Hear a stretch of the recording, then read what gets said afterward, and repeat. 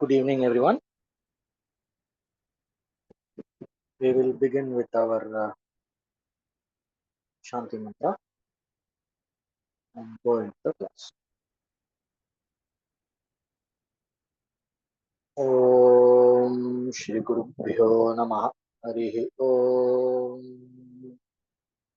Om Sahana Bhavatu Sahano Bhunaktu Saha Vidyam Karavavahai Tejasvinavadhitamastu Ma Vidvishavahai. Om Shanti Shanti Shanti. Om Tat Sat.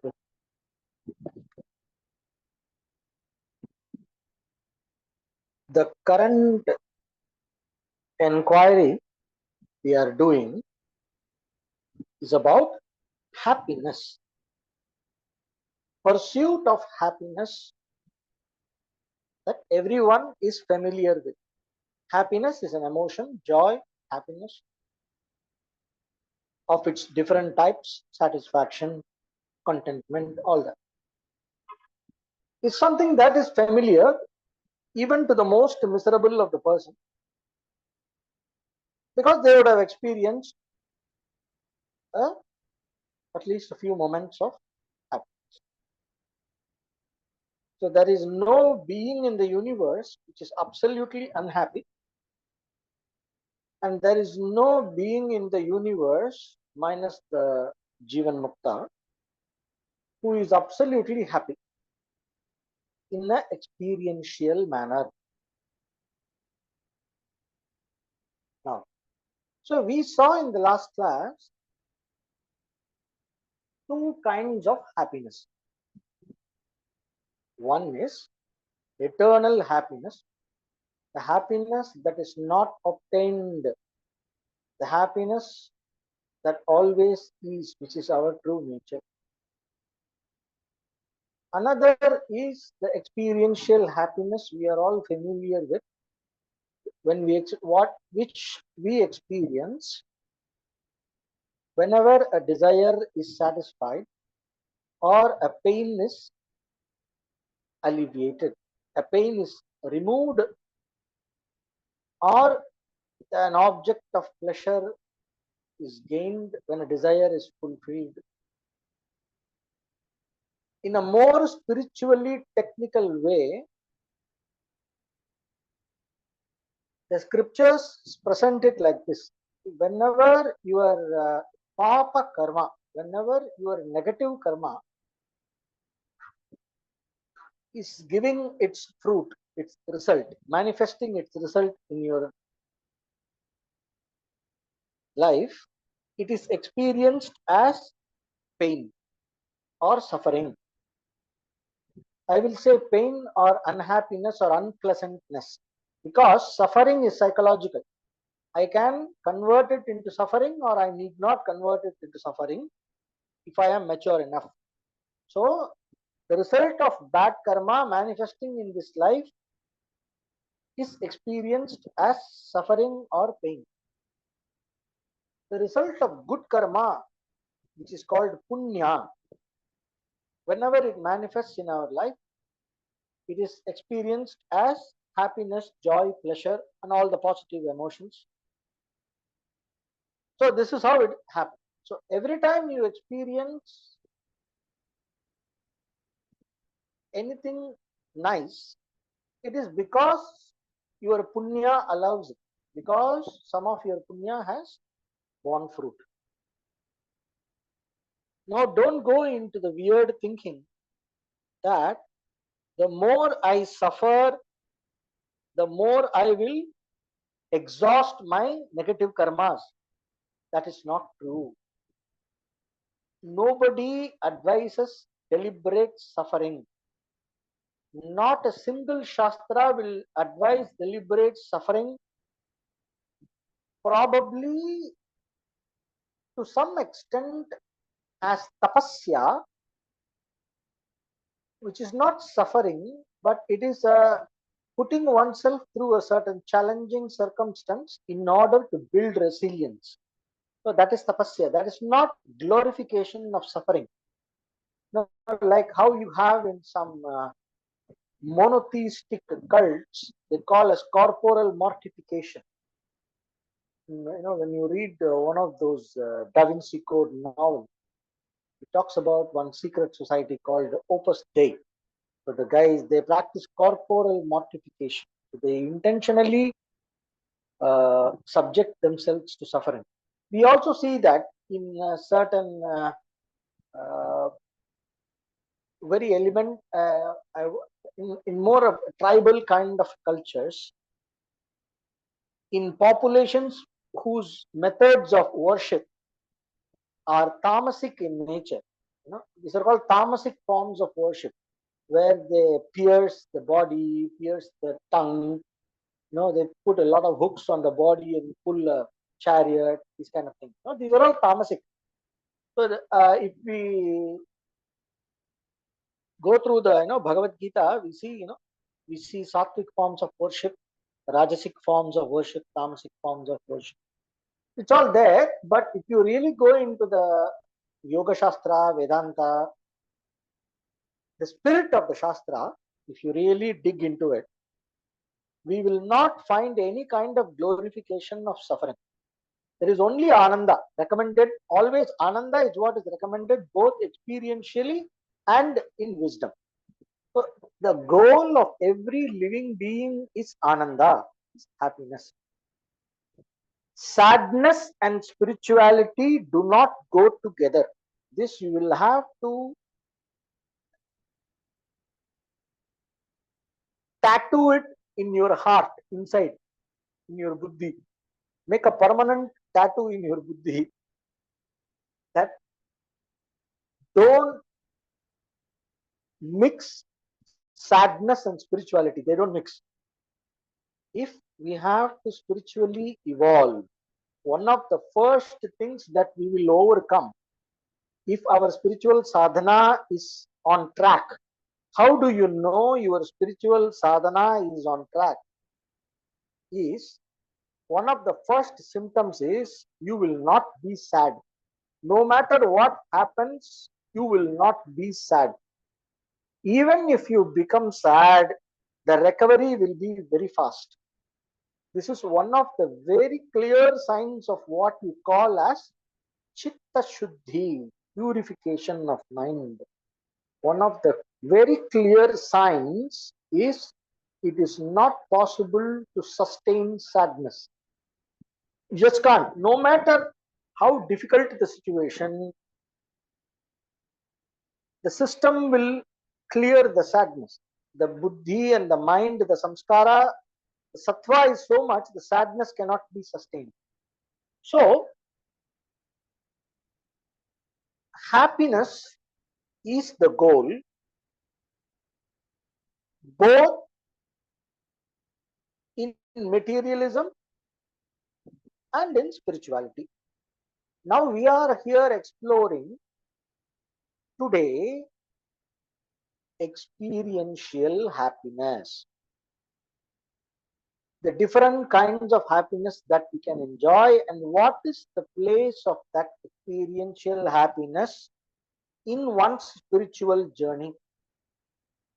How do you handle this pursuit of happiness within the spiritual framework? In the sense, in our journey towards moksha, we will put it like that. If you do not understand moksha, maybe we will put it like how to continuously increase the quality of the happiness that we experience through our body, through our mind, through our life circumstances, through our life experiences. How to, what are the principles that govern evolution of happiness, improving the quality of happy life, both here and hereafter. Hereafter means after death, both. So, how to harness the spiritual principles, how to understand and harness the spiritual principles that are responsible for happiness. That is the main discussion today. If you see our Shastras, the Vedic scriptures, the various teachings of various issues,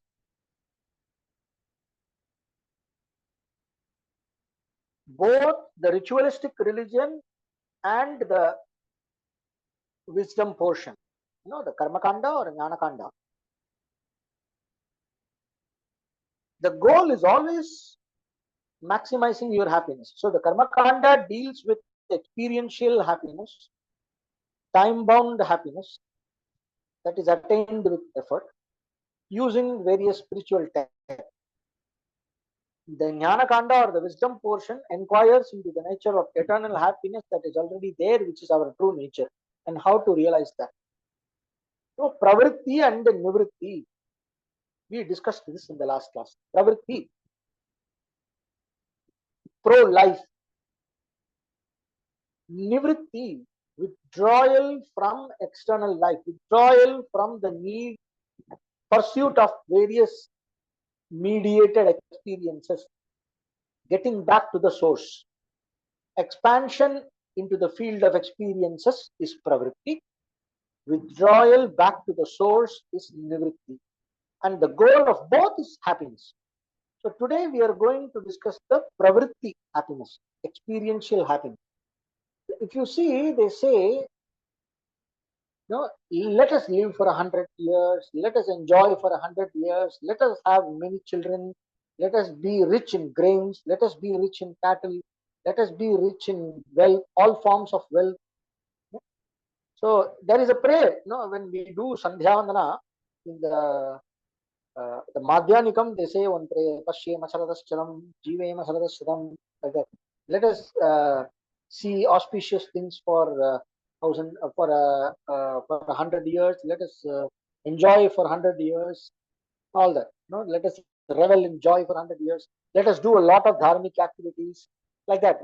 A very positive thinking. So the whole approach is understanding what is behind the scenes, what are the different forces that control our life, and how to harness those forces to maximize our collective happiness, sustainable collective happiness, where for the sake of my happiness, I am not putting another person or a being or another ecosystem into trouble. If I have to put another person or an ecosystem into trouble, how do I neutralize that and get it back to balance? So if at all I have to exploit a resource of another being, living being, how to do it in a sustainable way, how to do it in an acceptable way, what are the limits that I should not cross? All I'm sorry, all these principles are ingrained in Dharma Shastra. The whole Dharma Shastra is nothing but sustainable living. Your pursuit of happiness in a sustainable way, both for yourself and for the environment around you, which includes the other people, society, etc.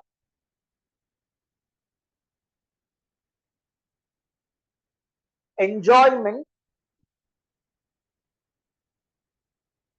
various forms of happiness, various forms of enjoyments, and acquiring the resources that are required for an enjoyable life, a very positive, enjoyable, happy, prosperous, beautiful life. These two are very important. But before I go ahead with that, I need to understand what are the rules, what are the limits, and what are the what are the ethical commitments that I have in the process. So what are the lines that I should not cross? All this is dharma. So acquiring the resources for sustainable, joyful, beautiful living is artha. Enjoying the various pleasures of that life has to offer is kama. And The bedrock of both of these, before I get into the pursuit of artha and kama, wealth and pleasurable, happy experiences, joyful experiences. Before I get into that, I need to understand dharma. Dharma comes from dhr. Dhr means that which sustains, that which holds up something together. No? That which holds this world, that which sustains a system. Any system. System means, for example, we are having a group discussion now. We are having a group discussion, a conversation. So I am talking, and after some time, there is a question answer time when you can ask a question or you can post in the chat. And everybody has muted their mic.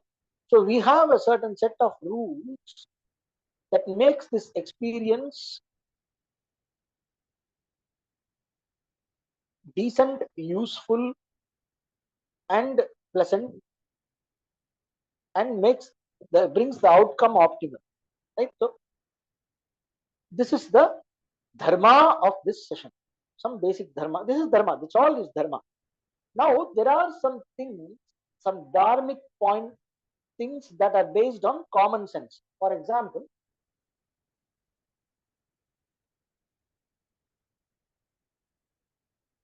when you see a person who is hungry, share your food. It's a virtue. When you have some food and some hungry person comes to you, share your food. It's good to share your food. But before that, when you are hungry, you can ask for food from somebody else, but you cannot snatch the food from another person's plate. Dharma. So dharma has two things: injunction, recommendations, and prohibitions, do's and don'ts. So dharma has both of these. So when we are going to pursue experiential happiness, in every pursuit, it becomes very important to understand the do's and don'ts, both based on common sense and based on Shastra. This is where the spirituality of happiness comes. Because happiness is not only my happiness, the happiness is for the entire species and for the entire planet. And my happiness should not cost somebody else their happiness. That is the whole point. So, this is common sense. But there are certain hidden principles and spiritual principles that govern our life, which we cannot understand by common sense. Yeah? Common sense, just with common sense, we cannot arrive at that knowledge at all. That is why what is spiritually considered, those who have studied some spiritual dharma have, follow certain things. They consider some things as not okay. They are totally considered not a problem in some other culture where the spiritual knowledge is absent. A very simple thing: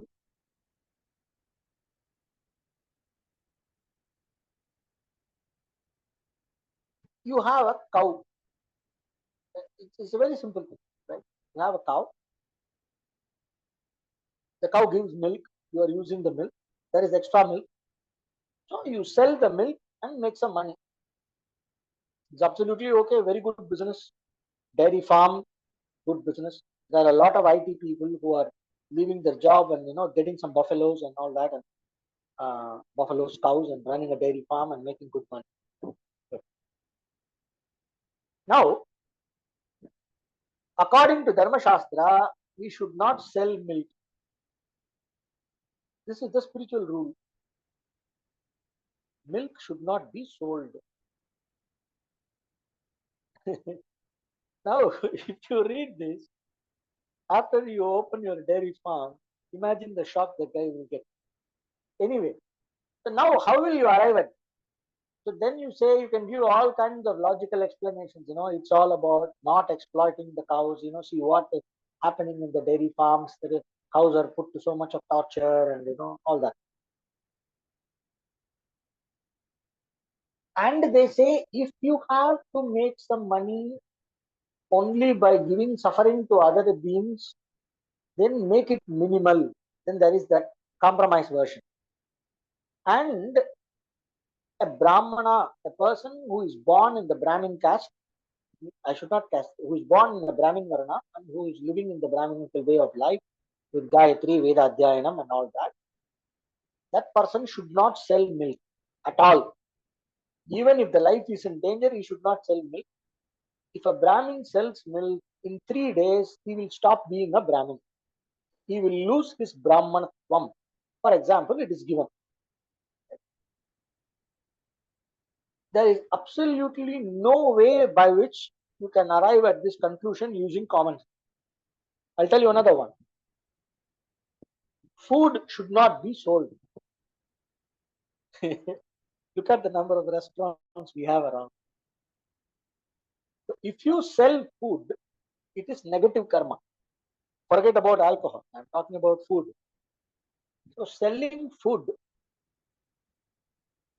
is negative karma. So a person who is running a restaurant should do a lot of anadhanam in order to neutralize that negative karma. This is the spiritual principle behind the food. This you will know only from the Shastra. From the Dharma Shastra, we will not know it by common sense. So if I want to pursue happiness, it becomes important to respect the rules of Dharma regarding the unseen aspect of Dharma. The rules that are governing the unseen aspect of life, the various spiritual strings that pull our life, it becomes important to understand that in order to maximize punya and minimize papa. In the beginning of the class, we said, whenever you experience happiness, it is the fructification, manifestation of the result of punya done in past life. Whenever you experience pain, manifestation of the result of negative karma done in past life, which is manifesting now. Sometimes it could be some negative karma done in this life also. Usually it is from the prarabdha. When the negative karma is manifesting, you are experiencing. So if you are looking at your investment of life, see, life is a resource. We are given this life, this body, this prana. The God has given this. The Lord, Supreme Being, Nature, Universe, has given us this body, mind complex, and the prana and the life force that sustains us, keeps us alive, and all the faculties and all the resources around us, the intelligence, etc. What they call as Tanu Karana Bhuvana Bhogam. It has been given by the Lord based on our past karma. Right?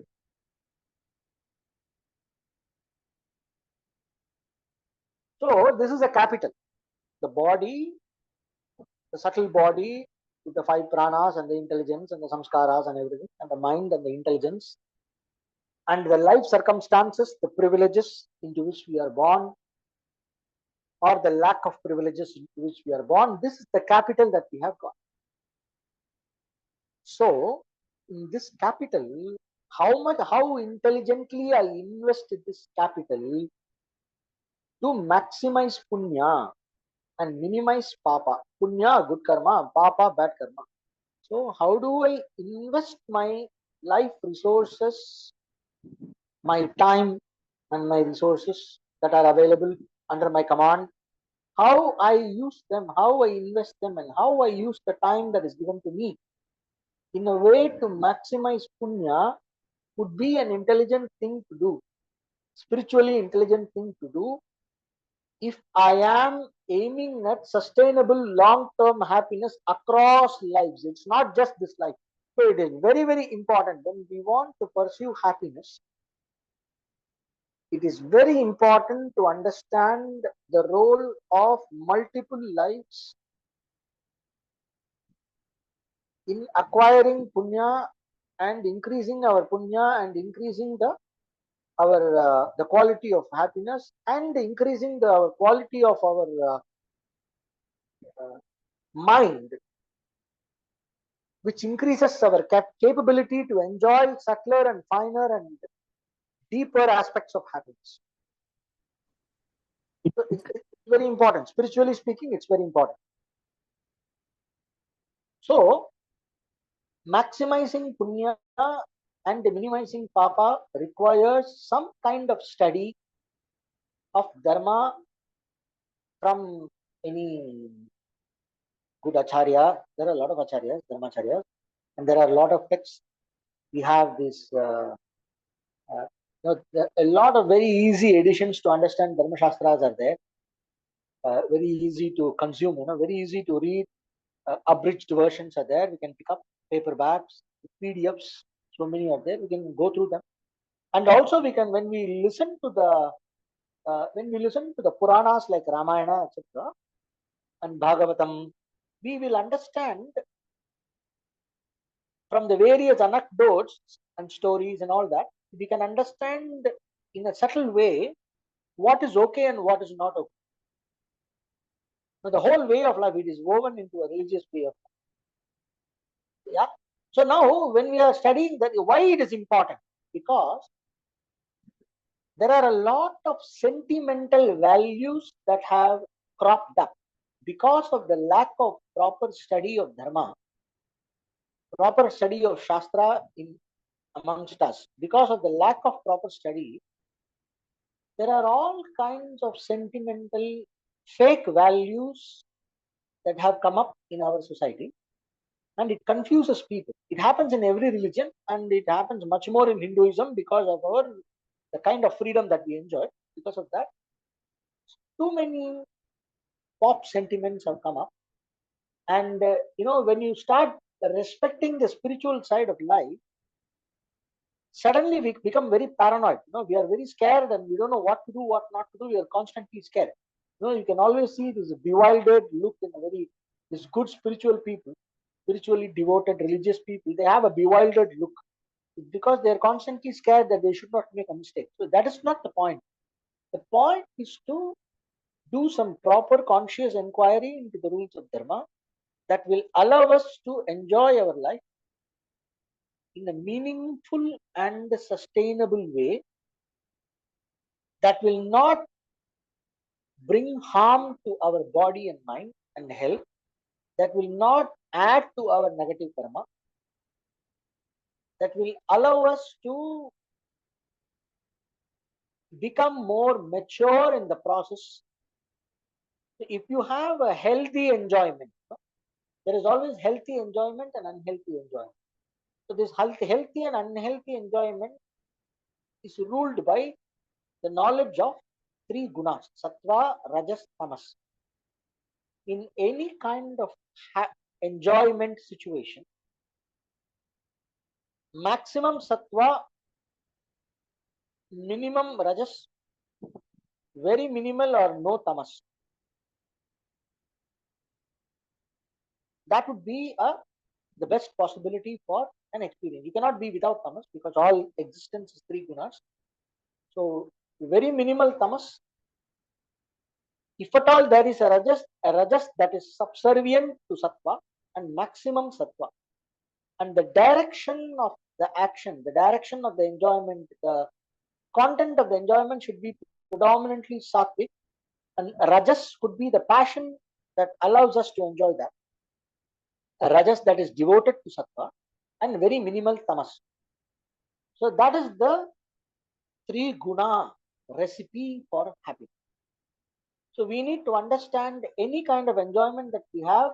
So we have to understand the sattva, rajas, and tamas aspects in the body, both in us and in the external situation. An example.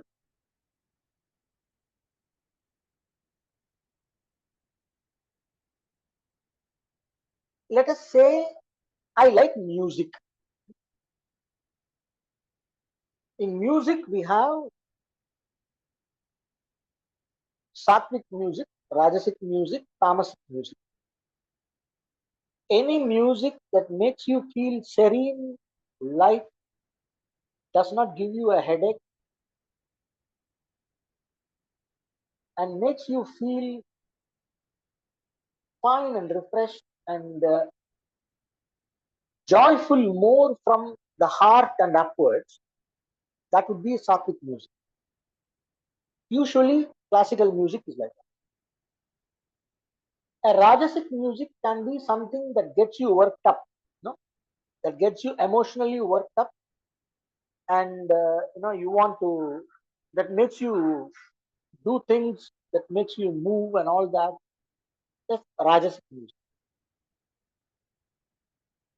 Tamasic music is something that is very heavy and makes you numb in them. It makes you numb to the other things. It makes you numb to your pain. Basically, the aim of listening to that is to make yourself numb to the pain and to release your anger and all that. All this like punk rock and all that. That would be a tamasic. It's basically rooted in darkness. And so, if I am a music buff, so a way, so if I am not able to enjoy sattvic music, because what I am enjoying is not only the nature of dependent on the nature of what the object I am enjoying. So if I am enjoying music, the enjoyment of music is not just based on the quality of the music. It is also based on the quality of my mind that should match the music. If I am in a very tamasic mood, a sattvic music probably might elevate my mood if I have the samskara for the sattvic music. If I am already trained in classical music and I already have a tendency to enjoy and appreciate and I have a memory for it, which is samskara. If I have a samskara, a subtle tendency to resonate with that sattvic music, then in a tamasic mood, if I play sattvic music, immediately my internal mood will change. But if I don't have the samskara, I will be able to enjoy only tamasic. Then probably I can gradually, instead of going into depression, it is okay to use tamasic music to stay out of depression and to keep oneself more alert. And then from there, it is important to gradually emerge into rajasic music and eventually sattvic music. So that way, what happens is the enjoyment of music contributes to increasing the sattva in my mind. So whatever pleasure or enjoyment I am indulging in should eventually contribute to my spiritual growth. So contributing to my spiritual growth means what? Anything that increases the component of sattva in my body, in my prana, in my mind, in my buddhi, in my intellect, that would be a spiritually contributing indulgence. An indulgence that is not against my spiritual well-being. The indulgence that is not against my spiritual well-being and growth. So as long as it is a journey, so it may start in a tamasic way. For example, there is a spiritual discipline called Vamachara Tantra, left hand Tantra, they say. Vama means pleasant actually here. So the Tantra of the pleasant way means the sadhaka, the individual, the practitioner embraces his desires and passions and what we say in English, in modern language, we say they embrace their shadow, they embrace their dark side, they embrace their uh, basic instinctive self.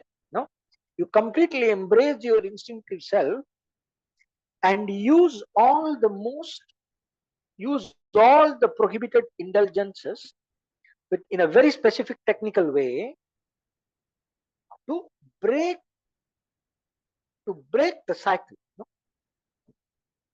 I used to do this corn puff meditation. No, I always do this. I used to do that in with my students when I was in, in an ashram. the corn puff meditation, like Cheetos. You have Cheetos in India, yeah, like that. So you sit with a packet. Oh, it's nice to eat, right? You put one in mouth. There is the taste. There is a rush to put the next one in the mouth. Then there is a rush to put the next one, like potato chips. In the Lay's advertisement, they say no one can eat just one. So like that, you put one, and immediately that is the taste stimulation with all the chemicals they have there. It makes you want more. So you put one puff in the mouth, you taste, then there is the urge to put. Now you keep on eating, and as you eat, you shift your focus from the corn puff or the chips that you are having. You shift the focus from that to the moment at the point of satisfaction. You put one piece in the mouth, it goes through the tongue, there is a satisfaction, gratification of your taste buds, and there is one split second of no desire, the one split second of absolute satisfaction, and then the next urge to eat comes. So I ask them to focus on the moment, the gap between the satisfaction and the arising of the next urge to have the next piece. The moment the focus shifts there, suddenly it breaks the cycle and you don't want to eat anymore. The urge to rush, the rush to eat stops, it just snaps. Yeah? And then you keep the chips packet down, and then you sit and meditate.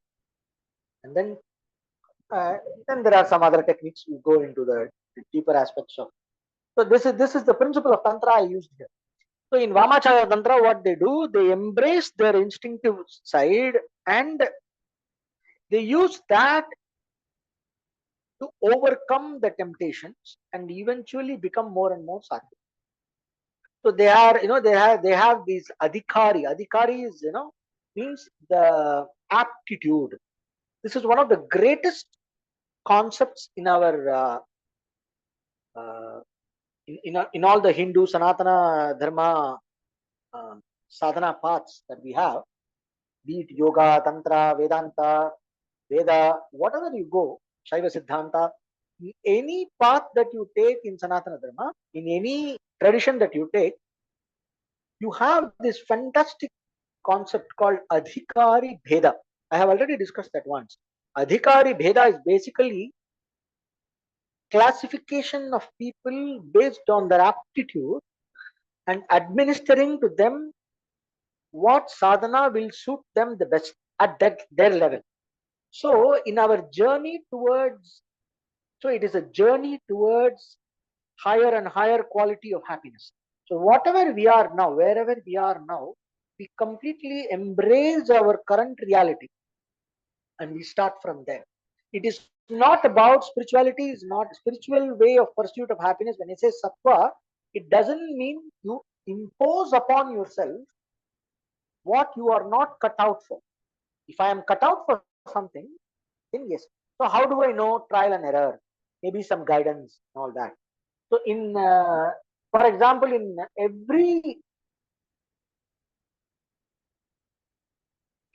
every kind of sadhana, in all that, they will say, this is okay for this kind of people. The other sadhana is okay only for this kind of people, etc.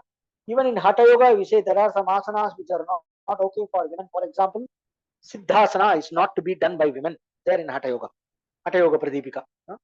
When it talks about Siddhasana, generally in the tradition they say Siddhasana is not to be done by women. There are some other asanas which are not to be done by grihasthas. Some asanas are meant only for sannyasis and brahmacharis, naishtika brahmacharis, like that. Householders should not do certain meditations, like that we have. So similarly in this tantra that I talked about now, they have classification, Pashu, Veera, Daiva, three classifications they have in tantra. Pashu means the animalistic type of person. Veera means the heroic type of person, in the sense courageous, warrior type of person, temperament person. And the Daiva is a divine temperament person. So it is amazing, when they talk about the various indulgences for a Pashu type of person, an animalistic type of person, He is allowed a certain indulgences, but the rules are very high. You have a huge list of rules, and the rules become lesser and lesser as the nature of the person becomes finer and finer. For a Veera or a warrior type person, the rules are different. And for a Daiva person, there are almost no rules. If you take the text called Kularnava Tantra and read, for a Pashu, Veera, Daiva, the rules are completely different. Similarly, in all the other texts, like Tantra, Rajatantra, whichever text you, Tantric text that you take, the rules are different.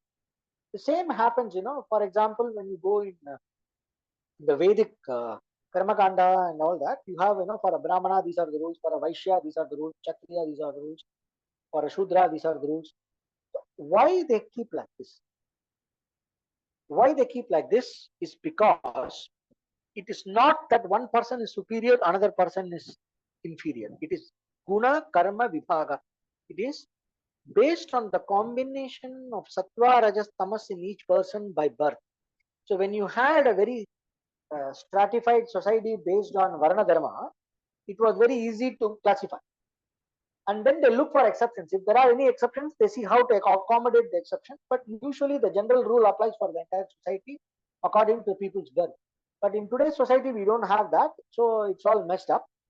So we have to look in each individual case. So each person can probably, we can look at, do some introspection with ourselves and maybe discuss with me or some other teacher and see where you stand with respect to sattva, rajas, tamas in each major aspect of your life. If I want to pursue some kind of happiness, where do I stand? It's like, they say, like you buying your clothes, I feel good wearing these clothes. I feel good, wearing this type of clothes. It reflects my personality. So nowadays there is more freedom to own up your true nature. So we can use that context. So we completely, totally, unconditionally and non-judgmentally accept our prakriti, the way we are constructed in the body, the way we are born, and we do a little bit introspection, we can understand where we stand with respect to sattva, rajas, tamas at the body level, at the prana level, at the mind level, thoughts level, and emotions level, and our understanding and the concept attitude level, where do we stand? So we can analyze that. If you have a conversation, we can pin it down, and then based on that, we have to design our lifestyle. We have to choose our vocation, our profession. We have to choose our environment. We have to choose our clothes, our food. Food is the most important thing. A tamasic person is okay to have some certain amount of meat, certain amount of intoxicants. It's okay for a predominantly tamasic person. A little bit of that is all right. So if I am a teacher, I'm a yoga teacher, and I'm going to teach a variety of students. The rules that I give for the students will vary from person to person depending upon their guna and karma. I cannot give one blanket rule for everybody. And based on the guna and karma, the practices that are approved for the person will also change. For example, everybody will not be allowed, everybody will not be told to do Gayatri Mantra. Gayatri Mantra is not for a predominantly tamasic person. It is for, and for not for all kind of lifestyles. And Gayatri Mantra is used not for women. It is written in Dharma Shastra. Then they will give all kinds of exceptions. There are these reformers. I'm not talking about that. I'm talking about what is in the Dharma Shastra, what is generally recommended by Acharya. And they have their own reasons. So whatever sadhana we give has to embrace the nature of the person. It has to start. One has to begin from where one is. One should not impose an artificial lifestyle or spiritual practice or a fake value of thinking that a person who is predominantly sattvic is superior to a person who is predominantly rajasic, as in the social strata. No. For example, in every culture we see, even in our Vedic culture, the Brahmins were serving the kings. The kings were respecting the Brahmin. The Brahmin is supposed to be predominantly sattvic, and the king is supposed to be predominantly rajasic. But king is the one who enjoys all the power and command and all the wealth. A Brahmana is supposed to not hoard his wealth. He is not supposed to hoard more and more. He is supposed to hoard only that much is necessary for doing his yajnas and all that. So this is how the rules were. So similarly, if we look now, my choice of lifestyle, my choice of my spiritual practices, the choice of my indulgences should match my prakriti. And it is very important not to fall for peer pressure or fake values in the societal pressure. Usually nowadays there is a simple example. A person is extrovert or introvert. An introverted person may not like going to parties. But generally, what they do, the extroverted people in the popular culture, they generally make the introverted person feel bad about it, and they are artificially pushing themselves to belong. You see in a lot of youth movies or series, it's always this nerd people are always trying to fit in. This in high schools onwards, from teenage onwards, this in metropolitan cities especially, the pressure to fit in is very high. You don't have to fit in. You will have to find the group that matches your prakriti. You have to find the society and the social circle that matches your prakriti, your inborn nature, and your tendencies and your samskaras. So if you have to be happy in a social life, if you have to be happy in a human relationship, it is important to be associated with persons and circle that is resonating with our chemistry, our inner chemistry, with our inner composition. Trying to go against our nature in order for a artificial ego gratification that is based on a fake social value is a kind of a tamas of the intellect. It is a certain kind of intellectual darkness, lack of understanding, in other words. So because of that, it will lead to pain. It begins in pain. A tamasic pleasure begins in pain and has a lot of side effects, and the cost is very high and results in pain, and is very short-lived.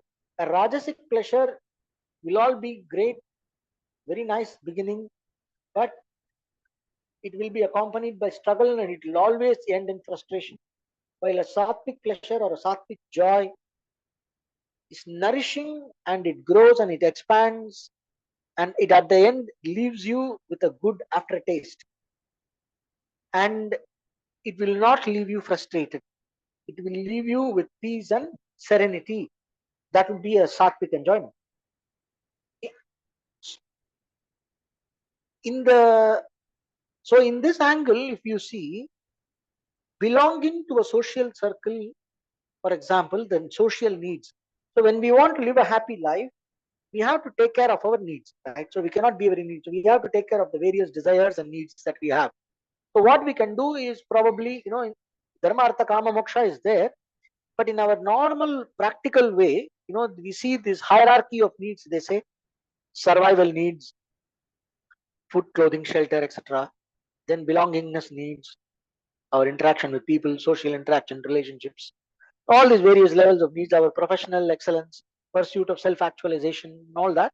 So, in our professional life, personal life, social life, in our religious life, so we need to understand, do some introspection, discussion, and also study some Shastra or listen to the discourses and see where we stand and what we are able to most naturally appreciate and where we most naturally belong. And we have to begin there with the vision of maximum sattva, attaining more and more, increasing the sattva as we grow. That would be the idea of spiritual growth. Living a happy life that contributes to my inner growth. That would be the essence of this whole thing. Living a happy life that contributes to my inner growth. So it is a movement from happiness to happiness. One level of happiness to next level of happiness, to higher and higher levels of happiness. So as I move As my happiness, the quality of my happiness evolves, it goes along, so it evolves based on my inner evolution from tamas to sattva. As I evolve to become a more and more sattvic person across various lifespans, the quality of my happiness also evolves towards maximum sattva. So, if my approach to happiness is like this, dedicated to my growth towards more and more sattva, if my happiness is like, if my journey of happiness is like that,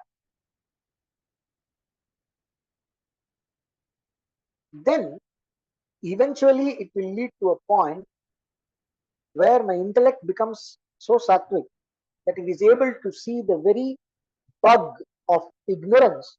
It is able to see the limitation in experiential happiness. It is able to see the limitation in the very pursuit of experiential limited happiness, time bound happiness, and my intellect will awaken to the possibility of eternal happiness, which is moksha, self knowledge. And then from there, the current can turn from pravritti to nivritti. Then the journey goes through karma yoga to jnana. So this is the entire spectrum.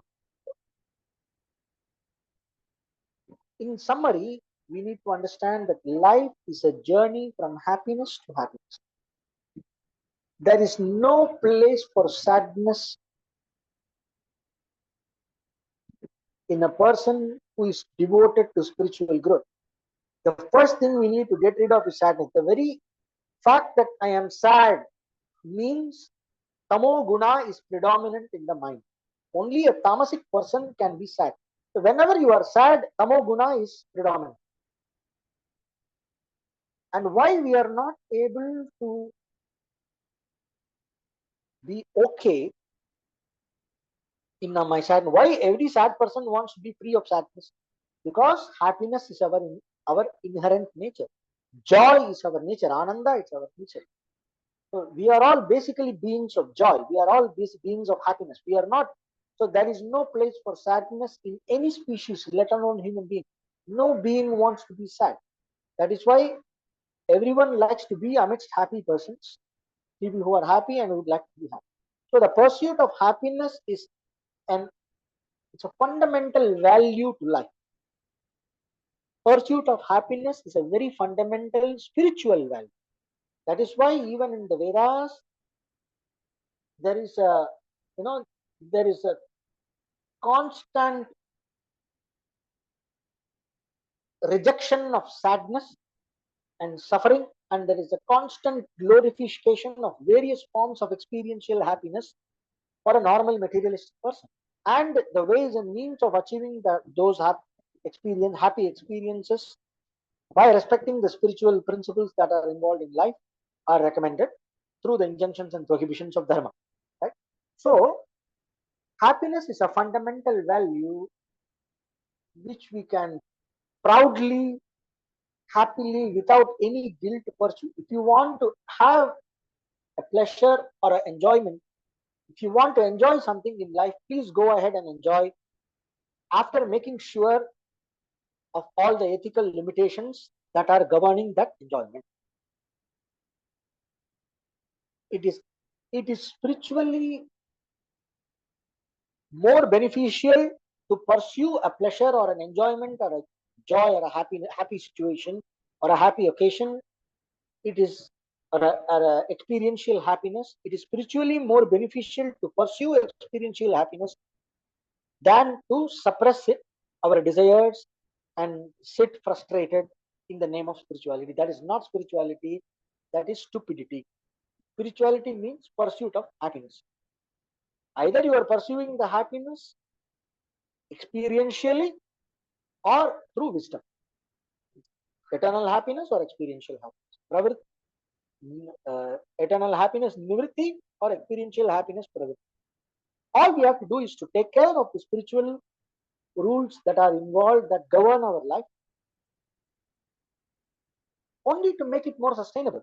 So if I disrespect the spiritual rules that govern our life, and I try to pursue more and more happiness by hook or crook, it is just not going to be sustainable, and there will be consequences that I will not like. It is just not a very intelligent way to pursue happiness. That is all about. So what is sin? Sin is nothing but a consequence of something stupid. Whatever I something I did, whatever stupid thing I did without respecting the rules, I end up having the side effect. So even a sinner is pursuing happiness, even a saint is pursuing happiness. Only that a divine person understands and respects the spiritual principles that are involved in the pursuit of happiness. While a sinner or an asura or a demonic person disregards the spiritual principles involved in the pursuit of happiness, the common sense ethics that are involved in the pursuit of happiness, destroys others' happiness to pursue one's own happiness. And because of all this, there are consequences, both here and hereafter. Even if I escape the consequences here because I'm a big politician or a big rowdy or whatever, I escape the consequences in this life and somehow manage to die without going to jail or without getting beaten up. Like there are some very big politicians, they lived up to 100 years without any consequence. They all died happily, big family and everything. Nothing happens to them. That is so demotivating for people who are very ethical. But that guy had some punya. Sorry. So he escaped. But there is absolutely no escape in the hereafter.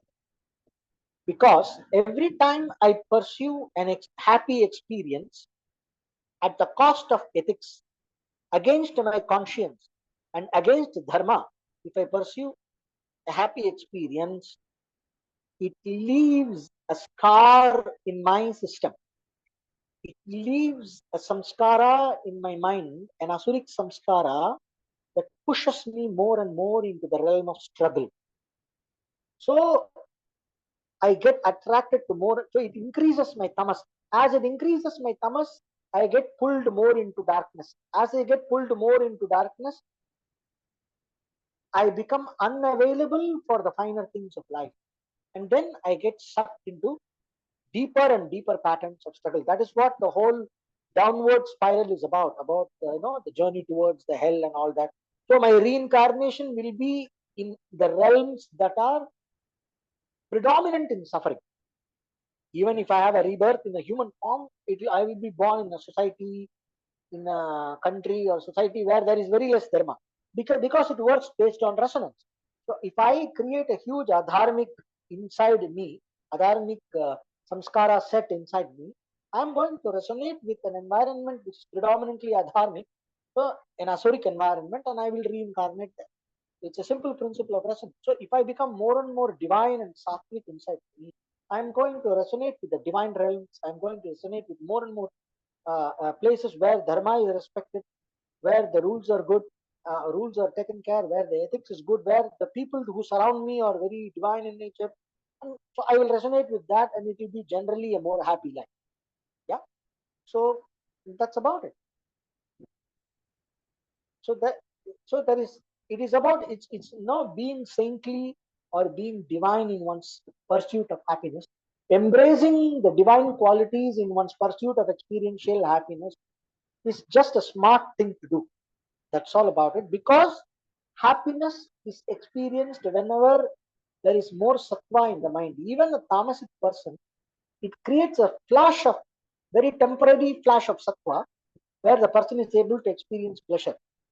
Just that the moment of sattva is so short lived, and the side effects of arriving at that moment are so high, the energy loss is so high, so the consequences are not very pleasant for a tamasic enjoyment. But the moment where a person is enjoying, when a pleasure or enjoyment is experienced, in that moment it is sattva. So happiness as an experience belongs to sattva guna. So more sustainable happiness and a long lasting happiness with least side effects, and also with more positive side effects of contributing to our spiritual growth, that would be a more intelligent way in our pursuit of experiential happiness. So with that, I will conclude my discourse. If there are any questions, you can ask, or I will do the shant. I will give 2 minutes time for questions.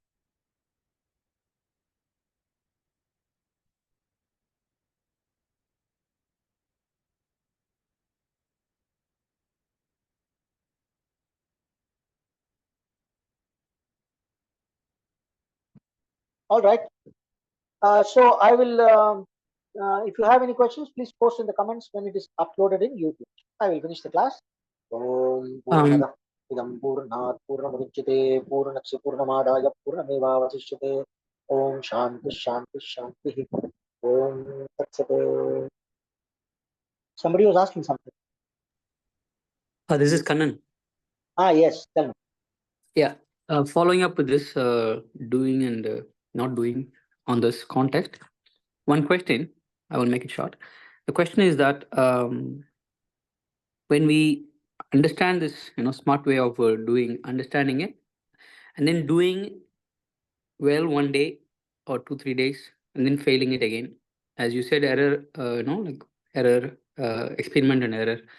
But after 3 4 days, again going back to the old habits, and then trying to do it again. So how patience or how we should be compassionate oneself to let it happen again and again in the name of glorifying the patience or like compassion, kind to oneself, and then letting it happen the same thing on this rhythm. Very good So how question. to Very do good this? question. You reframe this question and keep, and we will discuss this question in detail in the next class. All right. Thank you. Because I cannot do justice to this in 1 minute now. This Yes, yes, requires a sure. good attention. We will discuss it in the next class. Next class will begin with this question. Thank you.